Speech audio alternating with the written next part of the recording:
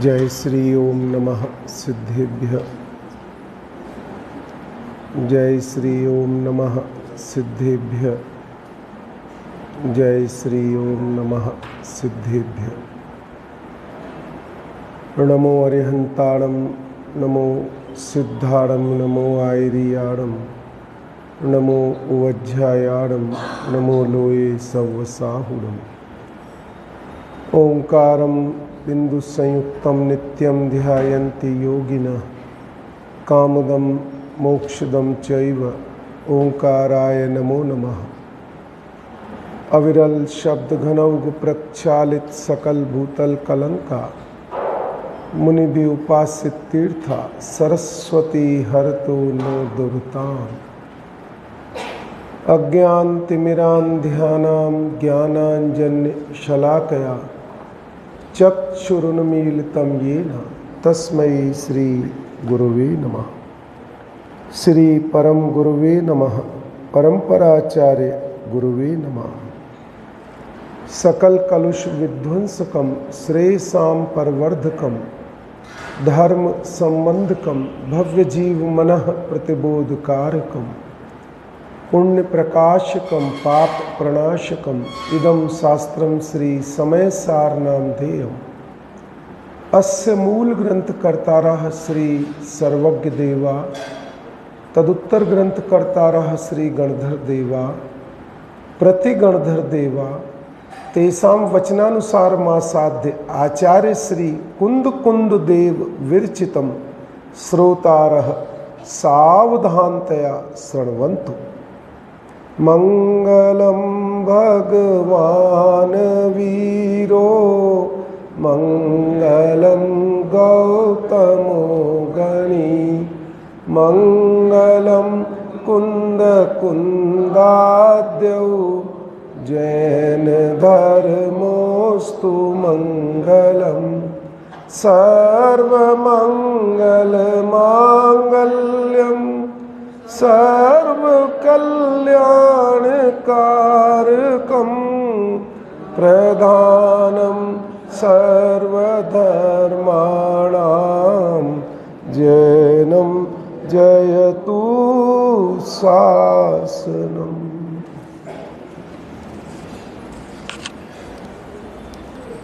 श्री समय सार नामक परम आध्यात्मिक ग्रंथ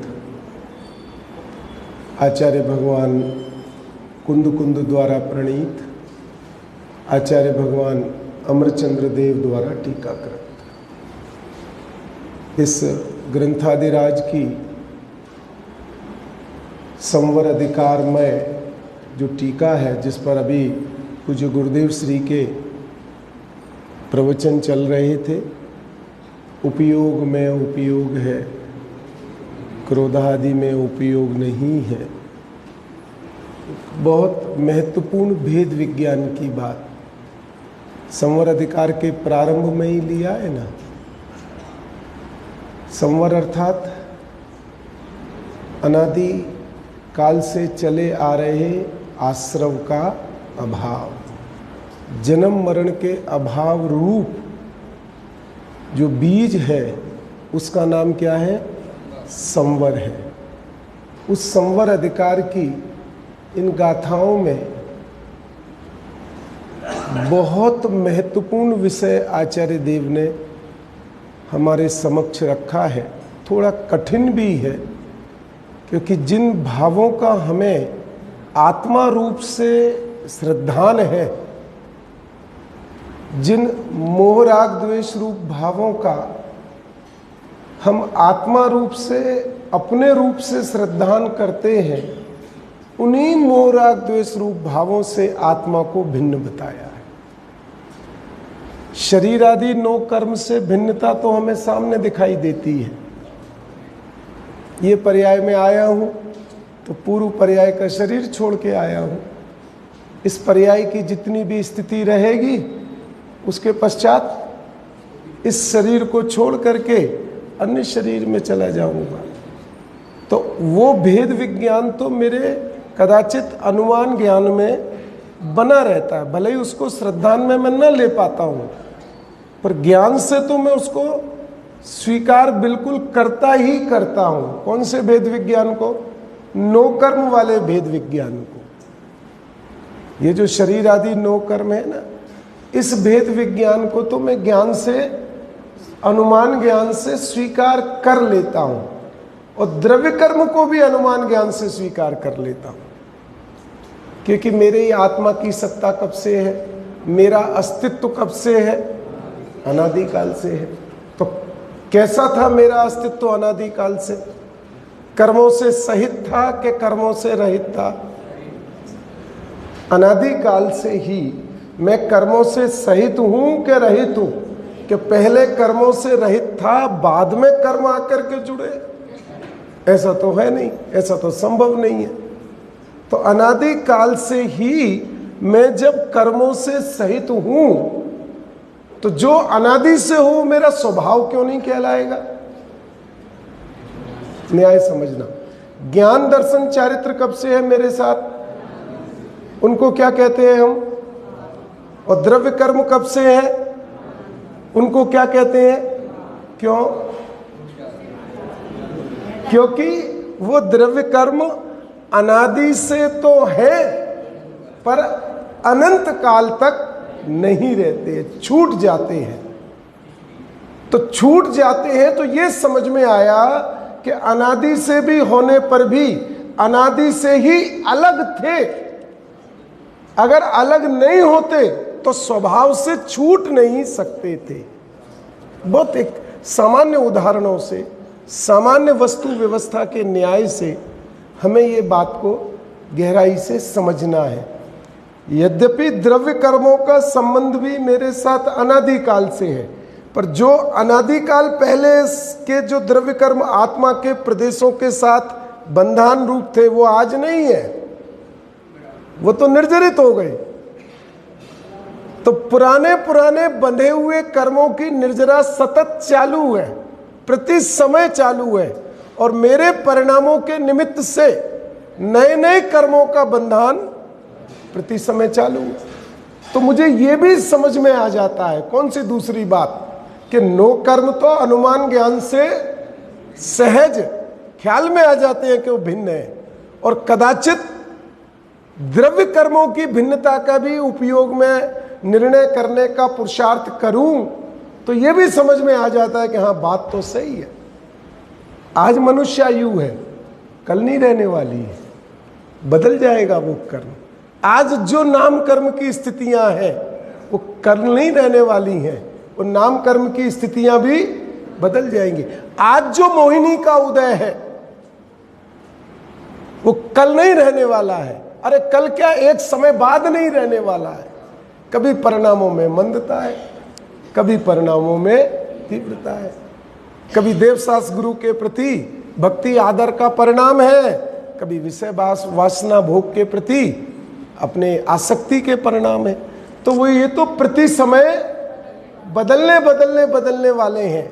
तो ये जो कर्म का बंधन और कर्म का उदय भी ये कैसा है? आता है और जाता है, आता है और जाता है। और ये मेरे अनुमान ज्ञान से, मेरे ज्ञान से मुझे समझ में आता है कि ये मेरा स्वभाव नहीं है। अनुमान ज्ञान से ख्याल में आ गया ना, ये मेरा स्वभाव नहीं। अब सबसे बड़ी जो समस्या है,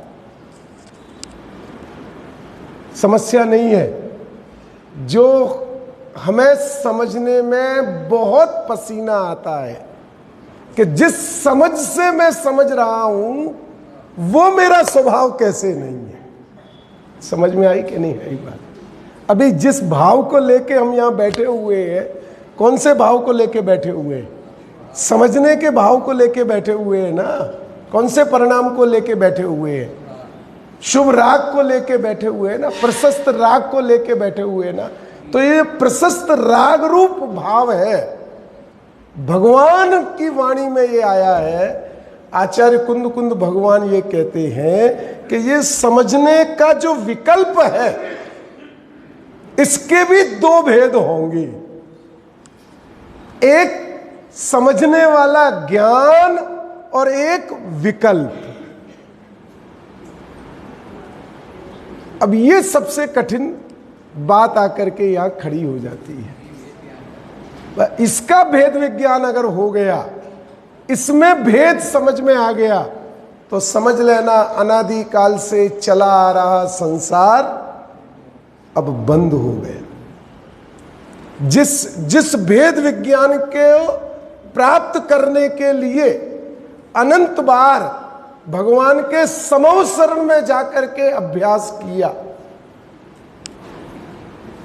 स्वयं मुनि दीक्षा धारण करके अनंत बार प्रयास किया मुक्ति का, पर ये जो संवर की नींव है, संवर का जो बीज है, ये मुक्ति का जो मार्ग है, ये बात समझ में नहीं है। ये पूरे समझे ना, संवर अधिकार, संवर से माने मोक्ष की शुरुआत हो गई। ये इस गाथा का, इस समय सार का, इस मोक्ष मार्ग का प्राण रूप अधिकार है कि जहां से इस मोक्ष मार्ग की नींव प्रारंभ। अब हमें वही चीज समझनी है कि कैसे संभव है। देखो, एक पहले प्रश्न समझ लो। ये जो शुभ अशुभ भाव है, क्रोध मान माया लोभ, ये गाथा अपनी आएगी। पहले मैं इसकी एक सामान्य चर्चा आप लोगों से करना चाहता हूं, जिससे कि जब हम गाथा में प्रवेश करें तो हमें थोड़ा सा हमारे उपयोग में हमें किस वस्तु को समझना है, किस भाव को समझना है, ये हमारे उपयोग में एकदम क्लियर हो जाए, स्पष्ट हो जाए कि हमें क्या समझना है। लोक में कितने द्रव्य हैं? 6 द्रव्य हैं। बहुत सरलता से समझेंगे अपनी बात को, इस कठिन विषय को बहुत सरलता से समझने का प्रयास करेंगे। कितने द्रव्य? 6। जीव, पुद्गल, धर्म, अधर्म, आकाश और काल। ठीक है ना। अब ये जो मोह राग द्वेष के परिणाम है, क्रोध आदि के परिणाम है, ये किस में होते हैं? जीव में होते हैं। ठीक है ना। और जीव का माप किससे होता है? प्रदेशों से। पुद्गल का माप किससे होता है? परमाणु से। पुद्गल का माप किससे होता है? परमाणु से। और जीव का माप किससे होता है? प्रदेश। जो अरूपी है उसका माप होता है प्रदेशों से, और जो रूपी है उसका माप होता है परमाणु से। इतनी बात हो गई। धर्म, अधर्म, आकाश और काल, ठीक है ना, ये पारमार्थिक द्रव्य है। पारमार्थिक द्रव्य का मतलब समझ में आया? इनमें कहीं विकार का कोई स्थान नहीं है। न्याय से समझना है हमें। धर्मास्तिकाय, अधर्मास्तिकाय, आकाश और काल, ये जो 4 द्रव्य हैं, इन 4 द्रव्य को भगवान ने पारमार्थिक द्रव्य कहा है। पारमार्थिक का अर्थ क्या हुआ? कि जो अनादि काल से है, जैसे है वैसे के वैसे ही रहते हैं, उनको कहते हैं पारमार्थिक द्रव्य। कि इनमें कहीं कोई विकार होने की संभावना, इनका माप भी प्रदेशों से होता है। धर्मास्तिकाय के कितने प्रदेश? लोकाकाश प्रमाण असंख्यात प्रदेश। अधर्मास्तिकाय के कितने प्रदेश? लोकाकाश प्रमाण असंख्यात प्रदेश। आकाश के कितने प्रदेश? लोक और अलोक के भेद से अनंत प्रदेश। काल द्रव्य 1 प्रदेशी। अब इनका माप किससे हुआ? प्रदेशों से। अब बात क्यों ये इतनी सब लंबी चौड़ी बात की है? यहां ये जो कथन आचार्य भगवान कर रहे हैं, वो प्रदेशों की भिन्नता का कर रहे हैं। इसलिए पहले ये बात को हमें समझना है। आचार्य भगवान जो कथन कर रहे हैं ना, कि क्रोध के प्रदेश क्रोध में है और ज्ञान के प्रदेश ज्ञान में है। अब इनमें से 4 द्रव्य तो अलग हो गए, पारमार्थिक द्रव्य हो गए ना। अब बचे 2 द्रव्य। कौन कौन से? अब दोनों ही विकारी होते हैं। पुद्गल का शुद्ध परिणामन तो एक शुद्ध परमाणु है। स्कंद क्या है उसका? स्कंद उसका विकार है। पर पुद्गल का माप कैसे होता है? परमाणु से। तो आकाश ने, आचार्य भगवान ने ये नहीं लिखा कि क्रोध के परमाणु भिन्न है और ज्ञान के प्रदेश भिन्न है, ये शब्द नहीं लिखा।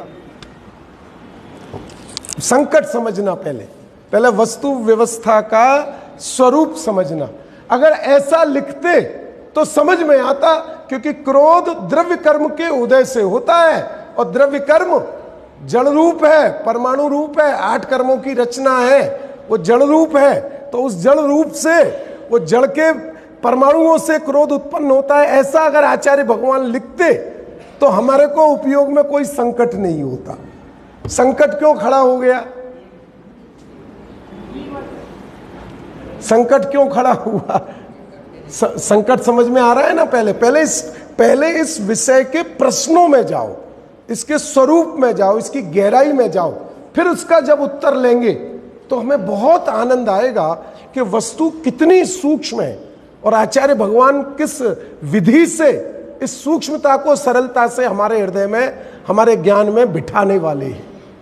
तो वो कहते हैं कि अब प्रदेश तो आत्मा के ही रहे, ज्ञानादि गुणों के ही प्रदेश रहे, और क्रोध तो पुद्गल के निमित्त से उत्पन्न होने वाला विकार है, तो उसको प्रदेश में क्यों लिया? अगर उसके प्रदेश लिए तो प्रदेश तो वस्तु व्यवस्था में जीव के अलावा किसी दूसरे के होते नहीं है। न्याय समझ में आया? 6 द्रव्यों में प्रदेश किसका माप है? 4 द्रव्यों का भी माप है, पर 4 द्रव्यों को तो पहले ही अलग कर दिया, क्योंकि उनमें तो कोई विकार होता ही नहीं है, वो तो पारमार्थिक द्रव्य है। अब बचा एक द्रव्य, कौन सा बचा? जीव द्रव्य बचा। अब आचार्य भगवान कहते हैं कि क्रोध के प्रदेश और ज्ञान के प्रदेश, समझ में आ रही है बात? दोनों भिन्न भिन्न है। तो फिर आचार्य भगवान को 2 द्रव्य स्थापित और करने पड़ेंगे। तो जरूरी है क्या स्थापित करने की? अब इस सूक्ष्मता को हमें समझना है। बात समझ में आ गई कि नहीं आ गई? वो ये कहते हैं कि ज्ञान में जो क्रोध के प्रदेश है, ज्ञान में जो क्रोध के प्रदेश है, वो ज्ञान वाले प्रदेश नहीं है, वो क्रोध वाले ही प्रदेश है। एक बात, अब इसको समझने से पहले, इस गाथा में चलने से पहले, ये जो मूल आधार आधेय संबंध बताया है, पहले सामान्य रूप से इसको समझ लो, फिर मैं इसकी गाथा और टीका समझाऊंगा जो आचार्य भगवान ने इसी गाथा में न्याय दिया है। देखो कितना सुंदर न्याय दिया है आचार्य भगवान ने, ये समझो। क्रोध का, मान का, माया का, लोभ का परिणमन, चिद परिणमन दिखाई देता है। चिद परिणमन अनुभव में आता है, चैतन्य का ही परिणमन अनुभव में आता है। ठीक है ना? जब चैतन्य का ही परिणमन अनुभव में आता है तो फिर उसका आधार आधेय संबंध किसका? क्रोध का, मान का, माया का, लोभ का। तो यहां क्रोध, मान, माया, लोभ को लिया आधार और आत्मा को यहां लिया आधेय। यहां इसमें, इस गाथा में एक अलग सी विचित्रता है। ज्ञान क्रिया को लिया आधार और ज्ञान गुण को लिया है आधेय। अभी समझेंगे इस बात को भी, ये तो खाली शब्दों से मैं आपको बता रहा हूं। वो कहना क्या चाहते हैं देखो, वो आचार्य भगवान अभी आगे की गाथाओं में जब इसकी टीका करेंगे उसमें बहुत सुंदर बात समझ में, अभी आपके समझ में तुरंत बैठ जाएगी। फिर पुनः एक बात कहता हूं आपसे, लोक में कितने द्रव्य? 6 द्रव्य। तो 6 द्रव्य कहां पर है? लोकाकाश में के अलोकाकाश में? लोकाकाश में, बराबर है ना? लोकाकाश में अन्य 5 द्रव्य पाए जाते हैं, अलोकाकाश में कोई द्रव्य नहीं है। जीव, धर्मास्तिकाय, अधर्मास्तिकाय और पुद्गल और काल, 5 द्रव्य जिस स्थान पर पाए जाते हैं उस स्थान का नाम क्या है? लोकाकाश। अब ये जो जीव, पुद्गल, धर्मास्तिकाय, अधर्मास्तिकाय और काल किसके आधार से है? लोकाकाश के आधार से है। कहां पाए जाते हैं? लोकाकाश के आधार से है ना? न्याय समझ में आ रहा है ना? किसके आधार से है? लोकाकाश के। जीव, पुद्गल, धर्मास्तिकाय, अधर्मास्तिकाय और काल, आकाश तो स्वयं है ही। तो ये सब किसके आधार से है? लोकाकाश, आकाश के आधार से ही है, बराबर है ना? अब आकाश भी है इस लोक में, वो किसके आधार से है? ये आगे टीका में आएगा, पर पहले इसलिए बता रहा हूं कि जब पूरी टीका पढ़ेंगे आचार्य अमृतचंद्र भगवान की, तो वो विषय एकदम स्पष्ट होता हुआ ज्ञान में चला जाएगा। अब वो जो आकाश है वो किसके आधार से है? आकाश के आधार के लिए कोई दूसरा द्रव्य है क्या? बाकी 5 द्रव्य किसके आधार से है और आकाश किसके आधार से है? तो इसका अर्थ यह हुआ कि स्वयं स्वयं के आधार से वस्तु हो सकती है। इतना तो न्याय निकल करके आया, ये तो न्याय निकल करके आ गया कि नहीं आया? ये सिद्धांत तो निकल करके आ गया ना कि वस्तु को अन्य आधार की अपेक्षा नहीं है, वस्तु स्वयं स्वयं के आधार से रह सकती है, रहती है, दिखाई देती है। वस्तु व्यवस्था में कहीं कोई परेशानी नहीं है। इतनी बात तो समझ में आ गई ना। अब इसको थोड़ा सा मोटे रूप से समझ लो। अब मेरे को लगता है कि ज्ञान के आधार से क्रोध है, आत्मा के आधार से क्रोध है, क्योंकि वो क्रोध मैं क्रोध इसलिए बोल रहा हूं कि गाथा में आचार्य भगवान ने क्रोध शब्द लिया है। आपको सारे ही विकारी भावों को यहां लेना है। मान, माया, लोभ, पुण्य, पाप, जितने भी संसार के संकल्प विकल्प है, जितने भी पर आश्रित जितने भी परिणाम हैं, उन सब परिणामों को आप यहां एक मोटे रूप से ले लेना। हम मुख्यतः क्रोध का नाम लेंगे। अब मुझे क्या लगता है, क्रोध किसके आधार से है, मान किसके आधार से है? आत्मा के आधार से। क्यों? क्योंकि आत्मा के अलावा कहीं पाया नहीं जाता है। जीव, पुद्गल, धर्म, अधर्म, काल किसके आधार से है? आकाश के आधार से है। क्यों? क्योंकि अलोकाकाश में नहीं पाए जाते हैं या अन्य आधार इनका नहीं है। तो मुझे क्या लगता है कि ये जो क्रोध, मान, माया, लोभ, पुण्य, पाप, ये जितने भी परिणाम हैं ये जीव के आधार से हैं। क्यों? क्योंकि जीव के अलावा अन्य कहीं दिखाई नहीं देते हैं। जीव के परिणाम के अलावा पुद्गल में दिखाई नहीं देते हैं। धर्मास्तिका है, अधर्मास्तिका है, आकाश और काल, ये तो पारमार्थिक द्रव्य है, इनमें होने का तो कोई प्रश्न नहीं है। इतनी बात समझ में आ गई ना। अब वो कहते हैं कि जिन क्रोधादि भावों को तुम ज्ञान के आधार से कह रहे हो, तो ज्ञान किस आधार से है?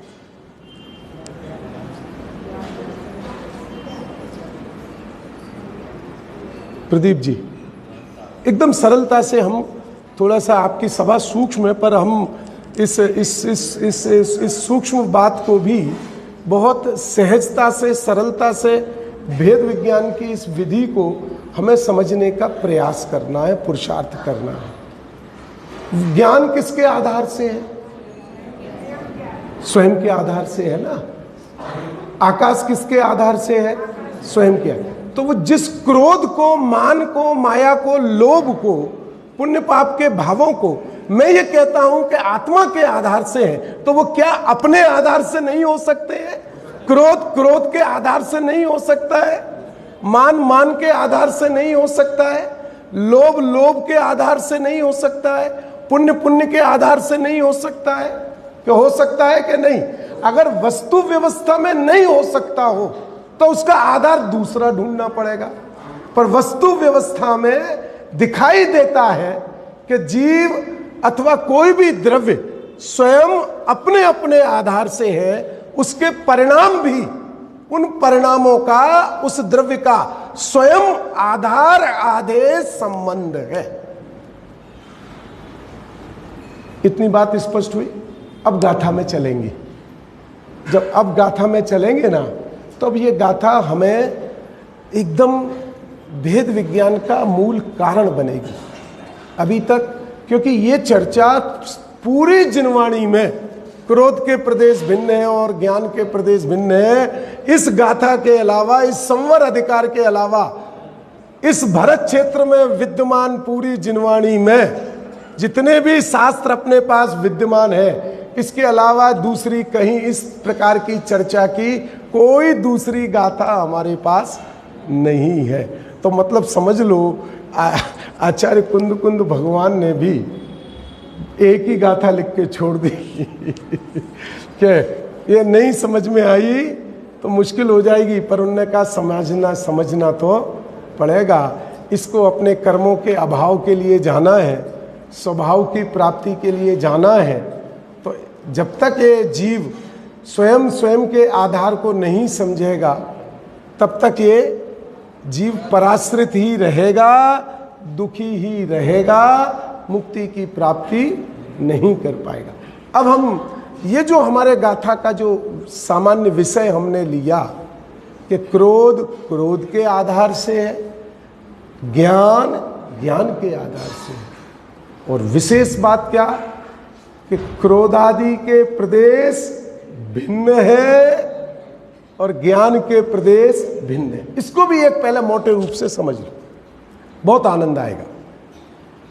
क्रोध के प्रदेश कैसे भिन्न है और ज्ञान के प्रदेश कैसे भिन्न है, इसका भी अभी 1 मिनट में आपको सबको समझ में आना चाहिए।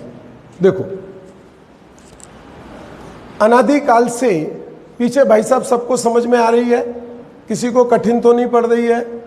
कठिन पड़ रही हो तो पूछ लेना, जितना हो सकेगा अपन सरलता से इस बात को समझने की कोशिश करेंगे। अनादि काल से, जब से मेरा अस्तित्व है, जब से मेरी सत्ता है, तब से मैं किन भावों में हूं? प्रदीप जी, किन भावों में हूं? विकारी भावों में हूं। मोह राग द्वेष का ही तो परिणाम है। कब से है? अनादि काल से है। और वो मोह राग द्वेष के परिणाम किस में है? मेरे आत्मा में है। बराबर है ना? अब वो जो आत्मा से उत्पन्न होने वाली मोह राग द्वेष रूप जो पर्याय है, जो अनादि काल से उत्पन्न हुई हैं, वो पर्याय कहां चली जाती हैं? अरे समुद्र है, समुद्र में लहरें उत्पन्न होती हैं, तो लहरें हो गई पर्याय, तरंगे हो गई पर्याय, और तरंगे उत्पन्न होकर के वापस कहां जाती हैं? समुद्र में जाती। बराबर है ना? और तो कहीं नहीं जाती है ना? वो पर्याय द्रव्य की है ना, लक्षण भेद है, लक्षण भेद है, वस्तु भेद नहीं है। द्रव्य में, गुण में और पर्याय में लक्षण भेद तो है, क्योंकि तीनों का परिचय हम अलग अलग लक्षणों से करते हैं। समुद्र में तरंगे होती हैं, तो तरंगों का स्वभाव चंचल है, समुद्र का स्वभाव शांत गंभीर है। तरंगे कहीं बाहर से उत्पन्न नहीं होती हैं, समुद्र का ही परिणमन है। तो जब समुद्र का ही परिणमन है, तो फिर तरंगे भिन्न और समुद्र भिन्न क्यों? क्योंकि दोनों के लक्षण भिन्न है। न्याय समझ में आ गया ना? तरंगों का जो लक्षण है वो चंचल है, उत्पन्न होना और विनष्ट होना, उत्पन्न होना और समुद्र का लक्षण कैसा है? शांत गंभीर, सदा काल, उसमें कभी बाढ़ नहीं आती। वो तो जैसा है, अनादि काल से जैसा है, मतलब जब से उसका जैसा स्वरूप है वैसा कब है। और तरंगे किसका है? समुद्र की है। फिर भी दोनों में लक्षण भेद है कि नहीं है? तरंगों का स्वरूप कैसा हो गया? चंचल। और समुद्र का स्वरूप कैसा हो गया? शांत गंभीर। ठीक है ना? अब इसी बात को यहां समझना, अभी समझ में आएगा, बहुत एकदम स्पष्टता से बात समझ में आएगी। पर्यायों का स्वभाव कैसा है? उत्पन्न, उत्पाद, व्यय, उत्पाद, व्यय, उत्पाद, व्यय। द्रव्य कैसा है? ध्रुव। और अगर हम प्रमाण ज्ञान से कहें तो उत्पाद, व्यय, द्रव्यमय। समझ में आ गई कि नहीं आ गई बात? पर अभी हम जब विशेष ज्ञान से चर्चा कर रहे हैं, तो द्रव्य का स्वभाव कैसा है? ध्रुव। सदा काल जैसा है वैसा रहता है, सदा काल जैसा है वैसा रहता है। ठीक है ना? समुद्र में उत्पन्न होने वाली तरंगे कहां गई? समुद्र में गई। अब ध्यान से समझना बात को। अनादि काल से जो विकारी भाव मेरे अंदर उत्पन्न हुए, मोह राग द्वेष के, वो कहां गए?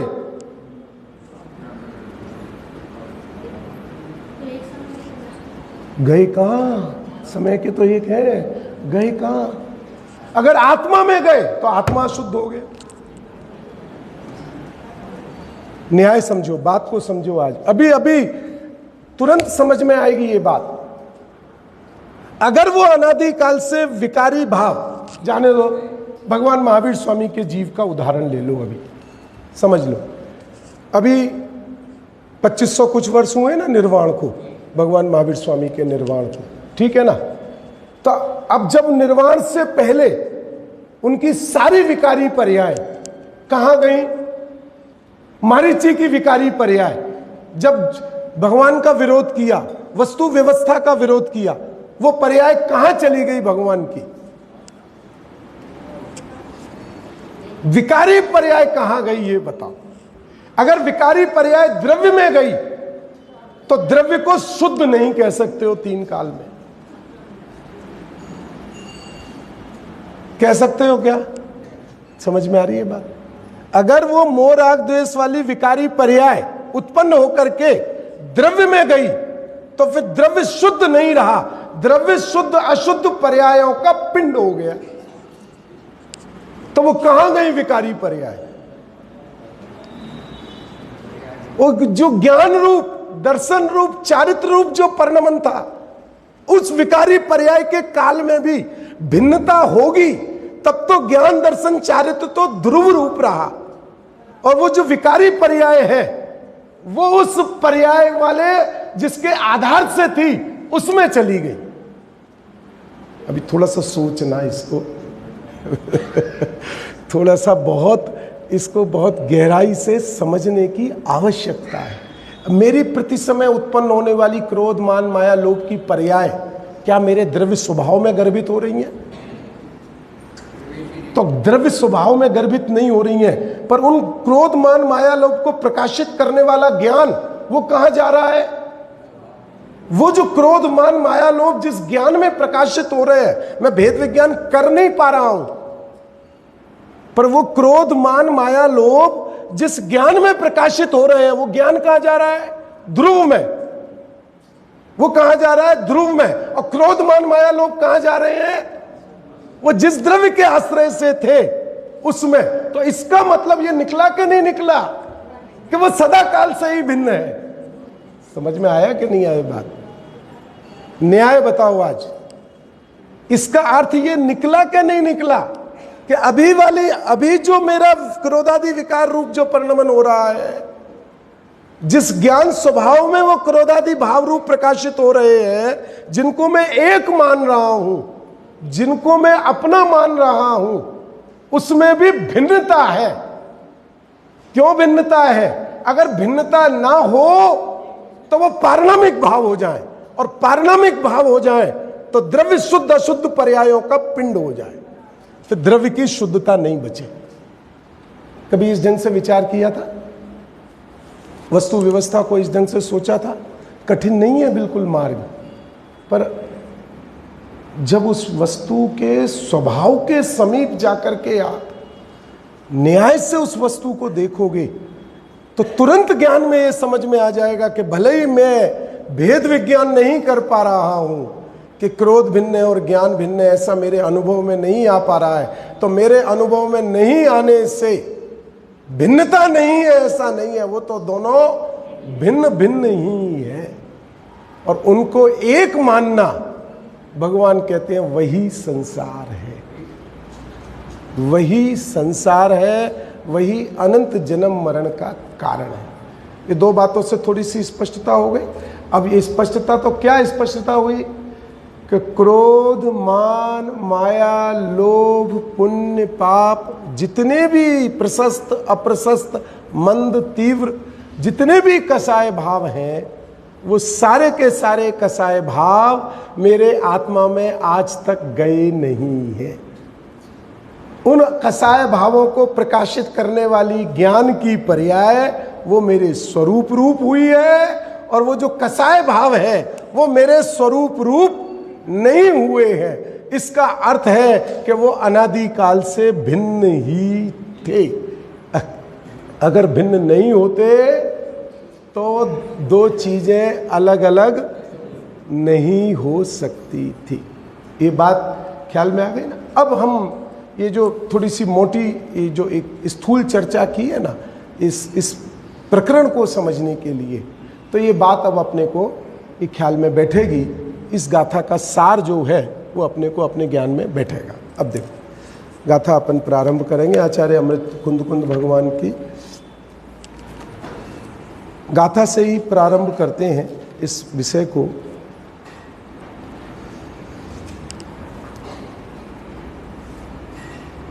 संवर अधिकार के प्रारंभ में ही श्री कुंदाचार्य, इसमें भी यहाँ अच्छा यहाँ नहीं आता, कोई बात नहीं, सकल कर्म का संवर करने का उत्कृष्ट उपाय जो भेद विज्ञान है उसकी प्रशंसा करते हैं। कितने कर्मों का? सकल कर्मों का संवर करने का उत्कृष्ट उपाय, माने इसके अलावा कोई उपाय हमारे पास नहीं है। क्या नाम दिया उस उपाय का? भेद विज्ञान। आएगा ना आगे कलश में, भेद विज्ञान त सिद्धा सिद्धा ये किल केचन अस्यै अभाव तो बद्धा बद्धा ये किल केचन। अनादिकाल से संसार से जितने भी जीव सिद्ध अवस्था की प्राप्ति किए हैं, जितने ने भी अपने अनंत जन्म मरण का अभाव करके अनंत सुख में अपने स्वरूप रूप अवस्था की प्राप्ति की है, उसका एकमात्र उपाय भेद विज्ञान है। क्यों है ऐसा भेद विज्ञान? दूसरा उपाय क्यों नहीं है? कभी विचार किया? क्यों आचार्य कुंद भगवान ने भेद विज्ञान को ही परम उत्कृष्ट उपाय बताया, दूसरे किसी उपाय की चर्चा नहीं की? क्योंकि दूसरे उपाय पराश्रित हैं, भेद ज्ञान स्वाश्रित है। स्वाश्रित अपने हाथ में होता है, पराश्रित अपने हाथ में नहीं है, उदय के अधीन है। और अगर पराश्रयता से मुक्ति हो, न्याय से समझना, पराश्रयता से मुक्ति हो तो अनंत सुख नहीं हो सकता है। न्याय समझो बात। हमारे बंबई में एक इतिहास है मनोरिया जी बंबई का, कि वहाँ जो भी आया कोई करोड़पति नहीं आया है। मतलब करोड़पति नहीं आया मतलब आज सब करोड़पति होंगे वहाँ, माने जो भी जिसका उदय भला हुआ होगा होंगे, पर सबकी जो पुरानी कथाएं हैं ना, अरे आपका जो अमिताभ बच्चन जिसको आप नायक मानते हो ना, वो भी बोलते हैं कि कई बार प्लेटफॉर्म पे सोया, बेंचों पे सोया, उसको काम नहीं मिला, अब आज तो जहाँ हो अपने पुण्य के उदय से जैसा हो वैसा होगा। तो सबका इतिहास वही है। सभी किसी से, अब किसी चाचा से पैसा लेके आए, कोई भाग के आया, कोई पिताजी को नाराज करके आया, कोई कैसे आया, नहीं मुझे तो गांव से बाहर निकलना है, मुझे तो पैसा कमाना है, मुझे तो अच्छा वो करना है। आज सब बहुत अच्छे, उनके पास खूब धन संपदा है, मकान है, जायदाद है, गाड़ियां हैं, सब कुछ है। अब परम सुखी है कि नहीं वो जीव? लौकिक अपेक्षा से, सांसारिक अपेक्षा से सुखी है कि नहीं है? अब जैसे ही वो अपने भूत का विचार करता है, अरे कैसे चक्कर काटे थे, कोई गांव से टिकट का पैसा मेरे पास नहीं था, कितने लोगों के पैसे पास गया, और कैसे मैं आकर के यहाँ एक झोंपड़ी में रहा, और कैसे मैंने, अब वो जब वो अपने भूत का विचार करेगा तो उसको उस भूत में आकुलता की उत्पत्ति होगी कि नहीं होगी, कि सुख की उत्पत्ति बनी रहेगी? ख्याल बात समझ में आ रही है ना? तो वो आज सुख है, पर जैसे ही पूर्व का विचार करने जाता है तो वो लगता है कि मैं दुखी था। पूर्व का जैसे ही विचार करने जाएगा, जैसे ही अपने भूत का विचार करने जाएगा, तो दुख का एहसास, दुख का अनुभव, परेशानियों का अनुभव, आकुलता का अनुभव उसको होगा कि नहीं होगा? ऐसे ही अगर पराश्रयता से मुक्ति हुई है तो सिद्ध भगवान जैसे ही अपनी मुक्ति का ज्ञान करेंगे, अगर ये नहीं होता, अगर महाव्रत नहीं होते, अगर ये संयम नहीं होता तो मेरी मुक्ति कैसे होती? तो सिद्ध भगवान का जो अव्यवाद अनंत सुख है वो रहता कि खंडित हो जाता? विचार करो, कैसे खंडित हो जाता? क्योंकि मैं स्वयं समर्थ नहीं था अपनी मुक्ति में, मेरा आत्मा स्वयं बलशाली नहीं था, बलवान नहीं था कि अपने को मुक्त कर सके। उसको शरीर के कर्मों के निमित्त की आवश्यकता पड़ी, सहयोग की आवश्यकता पड़ी, तब तब मेरा अनंत संसार नष्ट हुआ। तो जो अनंत बल आत्मा के प्रति था कि अनंत बलशाली मेरा स्वरूप है, वो रहता कि नहीं रहता? नहीं रहता। इसलिए आचार्य कुंद भगवान ने यहां लिखा, एक ही उत्कृष्ट उपाय है अनंत सुखी होने का। दूसरे उपाय से तो होता ही नहीं है। ये तो बात अपनी, इस बात को समझने के लिए ये बात अपन, क्या उत्कृष्ट उपाय है? भेद विज्ञान। क्यों? क्योंकि वो मेरे आश्रित है। सिद्ध अवस्था में भी जाऊंगा, अपनी पूर्व पर्यायों का भी ज्ञान करूंगा, तो वहां यही समझ में आएगा कि अनंत बलशाली आत्मा की विराधना से संसार था और अनंत बलशाली आत्मा की आराधना से सिद्ध है। वहां आत्मा के अलावा ज्ञान में उसका आधार कोई दूसरी वस्तु समझ में ही नहीं आएगी। तो यहां आचार्य भगवान ने क्या लिखा, ये बात एक एक, इसकी एक एक उत्थानिका की भी एक एक शब्द बहुत गहराई और बहुत कीमती है, मोतियों की तरह कीमती है। हमको वैसे ही समझने का पुरुषार्थ और प्रयास करना है। देखो, श्री कुंद आचार्य सकल कर्म का संवर करने का, जितने भी कर्म है सकल कर्म का संवर करने का, पाप वाला नहीं। अभी इस मनुष्य पर्याय में पुरुषार्थ करोगे तो क्या कर सकते हो कि पाप का संक्रमण हो जाए और क्या हो, उत्कर्षण हो जाए, कुछ ऐसा घट जाए, इतना ही तो पुरुषार्थ कर पाओगे। अगर लौकिक आयु 6 का पुरुषार्थ कर पाओगे, नाम कर्म 6 का पुरुषार्थ कर पाओगे, भावना भा पाओगे? यहां आचार्य भगवान क्या कह रहे हैं? सकल कर्म, जिनके कारण से भी आत्मा को पराधीनता है, ऐसे समस्त द्रव्य कर्मों के क्षय का उपाय क्या है? उत्कृष्ट उपाय, एकमात्र उपाय, सर्वोत्कृष्ट उपाय, जो भेद विज्ञान है। किसके आश्रित है? ज्ञानियों के आश्रित है, कुंद भगवान के आश्रित है? तो स्वभाव तो विकारी है। अभी तो मोह राग द्वेषी है स्वभाव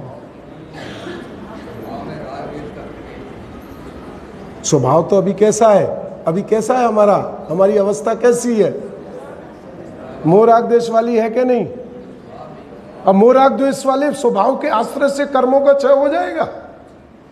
कमाल है। होगा कि नहीं होगा?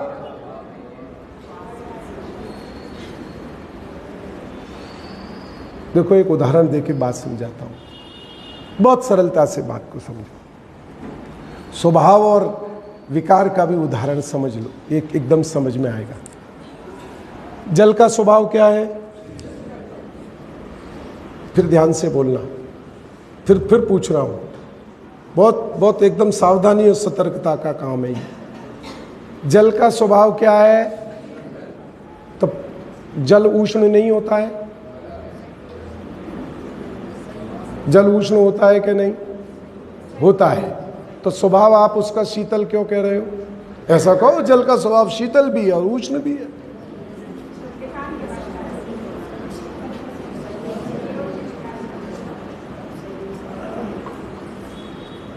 क्यों साहब? क्यों भाई साहब? मुझे अभी किसी के नाम नहीं है, 10 दिन में तो थोड़े याद हो जाएंगे। मैं यहाँ अशोक नगर में एक जने को और एक जने को, 2 जने को पहचान पा रहा हूँ बस, बाकी सबको नहीं। बुझा देने वाला उदाहरण नहीं चाहिए। हम तो ये पूछ रहे हैं, आपने कहा, क्या कहा? जल का स्वभाव क्या है? शीतल है। तो शीतल जल उष्ण होता है कि नहीं? होता है, होता है ना? तो फिर कहो उसका स्वभाव शीतल भी है और उष्ण भी है। तो आपने शीतल क्यों कहा? अब लॉजिक समझो, न्याय समझो। जल का स्वभाव तो शीतल है, पर उसकी अवस्थाएं, अभी बताया था ना, लक्षण भिन्न है। अवस्था और जल अलग अलग नहीं है, पर स्वभाव और पर्याय, अभी जल की तरंग से बात की थी ना, उसका लक्षण भिन्न है। तो उसकी पर्याय कैसी है? जल की उष्ण भी है और शीतल भी है, बराबर है ना? पर्याय कैसी है? बहनों से पीछे समझ में आ रहा है? पर्याय कैसी है? उष्ण भी है और शीतल भी। स्वभाव कैसा है? तो उष्ण पर्याय है, शीतल पर्याय है। तो शीतल पर्याय और शीतल स्वभाव तो एक दूसरे से मैच कर जाएंगे, कोई दिक्कत नहीं है। दोनों का आधार आदेश संबंध बना सकते हो, क्योंकि दोनों एक दूसरे से, नभ और आकाश एक ही चीज है, दोनों के पर्यायवाची है। और पृथ्वी और आकाश तो नहीं बन सकता है, क्योंकि विलोम है, विपरीत है। ख्याल में आई कि नहीं आई बात? तो फिर शीतल पर्याय और शीतल स्वभाव तो मैच कर रहा है, पर उष्ण पर्याय, उष्ण अवस्था और शीतल स्वभाव मैच नहीं कर रहा है, समझ में नहीं आ रहा है। अब इसको समझना है कि क्यों स्वभाव को शीतल कहा जाता है। किसको समझना है अपने को? क्यों स्वभाव को शीतल कहा जाता है? पहली बात कि वो जल की अवस्था में जो उष्णता होती है वो जल के स्वभाव से नहीं होती है। उस उष्णता में जल कारण नहीं है, शीतलता में तो जल कारण है, क्योंकि शीतल उसका स्वभाव है। उष्णता में, उसकी उष्ण रूप अवस्था में जल कारण नहीं है, उसकी उष्ण रूप अवस्था में कौन कारण है? अग्नि कारण है। कौन कारण है? अग्नि कारण है। बिना अग्नि के संयोग के, बिना अग्नि के निमित्त के जल उष्ण नहीं हो सकता है। ठीक है ना? अब समझना बात को। स्वभाव शीतल और अवस्था उष्ण, ज्ञान में आ रही है बात? मैं जो जो शब्द बोल रहा हूं उसको बिल्कुल वैसा का वैसा उसका अनुभव करने का प्रयास करना, भाव भाषण करने का प्रयास करना। स्वभाव शीतल, अवस्था उष्ण। जल खोल रहा है, एकदम उबल रहा है, नीचे अग्नि का संयोग है। तो जब उसका उष्ण परिणमन है, उस उष्ण परिणमन में जल के शीतल स्वभाव का अभाव हो गया होगा ना?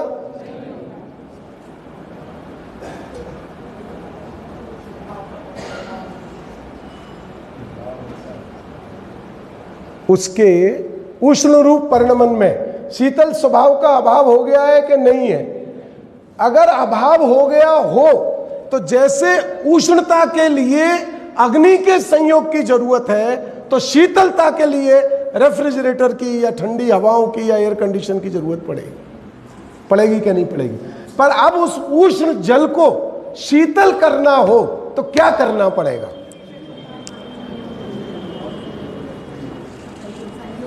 अब उस उष्ण जल को शीतल करना हो तो क्या करना पड़ेगा? संयोग से हटाना पड़ेगा। तो संयोग से हटाना आपके हाथ में है, समझना। क्या करना पड़ेगा? उष्ण जल में शीतलता का अनुभव हो सकता है कि नहीं, पहले तो ये बताओ। प्रश्न समझो। उष्ण जल के काल में उसके शीतल स्वभाव का निर्णय हो सकता है कि नहीं? उसके शीतल स्वभाव का श्रद्धान हो सकता है कि नहीं? पहले निर्णय होगा, श्रद्धान होगा, फिर ख्याल आएगा कि ये जो शीतल स्वभाव है, जब ऐसा ख्याल में आएगा तो फिर उष्ण परिणमन क्यों है कि शीतलता का आश्रय न लेकर के अन्य आश्रय लिया, इसलिए उष्ण परिणमन है। तो फिर पर को हटाने का भाव नहीं आएगा, शीतलता का आश्रय लेने का भाव आएगा। क्यों? क्योंकि शीतलता का आश्रय लेना जल के हाथ में है, उष्णता को हटाना जल के हाथ में नहीं है। पर द्रव्य को संयोग में लाना, देखो ये जो आज जो भी है ना, अपन जो चर्चा कर रहे हैं, पहले ये मूलभूत न्याय सिद्धांतों को सरलता से एक बार को समझ लो, और फिर जब हम इस आचार्य भगवंतों की गाथाओं में प्रवेश करेंगे तो ये विषय है ना बहुत आनंददायी। मतलब समझ लो ना, सकल कर्मों के क्षय का हेतु ही हमारे लिए बनेगा। पर द्रव्य को हटाना, पर द्रव्य का कर्तृत्व अन्य द्रव्य में नहीं हो सकता है, होता नहीं है। तो उष्णता से है तो सही, ज्ञान तो किया, पर उष्णता का अवलंबन क्यों लिया? क्योंकि शीतलता का ज्ञान नहीं था, शीतल स्वभाव की पता नहीं थी, इसलिए श्रद्धा विपरीत चली गई। जैसे ही श्रद्धा को शीतलता का ज्ञान हुआ, श्रद्धान हुआ, तो श्रद्धा अपने स्वभाव पे आ गई। जब अपने स्वभाव पे आई तो उष्णता को तो नियम से हटना ही पड़ता है। बात समझ में आ गई? इतनी बात ख्याल में आई ना? अब भेद विज्ञान क्या, किसका, कैसे भेद विज्ञान कर, अभी कहां से बात चली थी कि मैं अशुद्ध हूं, मैं अशुद्ध हूं, अशुद्धता के काल में कैसे भेद विज्ञान करूं, आत्मा तो अशुद्ध है, कैसे ज्ञान को प्रकट करूं? कि आत्मा की अवस्था में जो मोह राग द्वेष के परिणाम है, वो मोह राग द्वेष के परिणाम आत्मा हटा नहीं सकता है। समझना, क्या कर सकता है? आत्मा उन मोह राग द्वेष के परिणामों को जान सकता है। क्या जान सकता है? कि मैंने अपने ज्ञान स्वभाव को नहीं जाना, तब ये मोह राग द्वेष के परिणाम उत्पन्न हुए हैं। जैसे ही मैं अपने ज्ञान स्वभाव की तरफ जाऊंगा तो मोह राग द्वेष के परिणाम उत्पन्न नहीं होंगे। इन्हीं का नाम हटाना जिनवाणी में कहने में आता है। तो अभी पर्याय कैसी मेरी? अशुद्ध। स्वभाव कैसा? शुद्ध। तो ऐसे शुद्ध स्वभाव में सकल कर्म का क्षय कैसे होगा? सकल कर्म का क्षय कैसे होगा? अशुद्धता कैसे टलेगी? विकार कैसे टलेगा? पुण्य पाप के भाव कैसे टलेंगे? क्रोधादि विकारी भाव कैसे टलेंगे? हमें टालना नहीं है, हमारी परिणति में, अवस्था में है, ऐसा ज्ञान करना है। किस कारण से है? कि स्वभाव दर्शन ज्ञान चारित्र में है और स्वभाव का ज्ञान श्रद्धान मुझे नहीं था, इसलिए पर्याय में इन विकारों ने आकर के जन्म लिया है। जैसे ही मुझे भेद विज्ञान हुआ, और वो भेद विज्ञान में मेरा ज्ञान ही कारण है, अन्य द्रव्य कारण नहीं है, कोई उदय कारण नहीं है, कोई उदय कारण नहीं है, कोई कर्म कारण नहीं है, मेरा अपना ज्ञान ही उस भेद विज्ञान में कारण है। तो जैसे ही भेद विज्ञान उत्पन्न हुआ तो श्रद्धा में अपनापन उसमें आया, तो विकारी भावों को तो नियम से टलना ही पड़ता है। अब परेशान हो रहे हैं, कैसे कर्म को काटें, कैसे कर्म को काटें? इतने सारे कर्म, आत्मा के अनंत गुण, एक एक गुण के असंख्यात असंख्यात प्रदेश, प्रदीप जी, एक एक प्रदेश पर अनंत अनंत कर्म वर्गणाएं, एक एक कर्म वर्गणा में अनंत अनंत पुद्गल परमाणु, एक एक पुद्गल परमाणु अनंत गुण पर्याय सहित विराजमान। इतनी तो गहरी आत्मा के साथ बंधन की व्यवस्था है, कैसे छूटेंगे? कैसे छूटेंगे? रहने तो हमें क्या फर्क पड़ता है, जिसको जहां रहना हो वह बना रहे। मेरा आत्मा का एक प्रदेश भी अनंत कर्म वर्गणा एक एक प्रदेश पर बंधी हो, मेरे आत्मा का एक प्रदेश भी उन कर्म वर्गणा रूप जड़ रूप नहीं होता, वो तो ज्ञान रूप है, सदा काल ज्ञान रूप ही बना रहता है। ये जो भेद विज्ञान की विधि है, ये साक्षात मोक्ष का कारण है। अब गाथा में कल अपन प्रवेश करेंगे, इस गाथा को अपन कल लेंगे।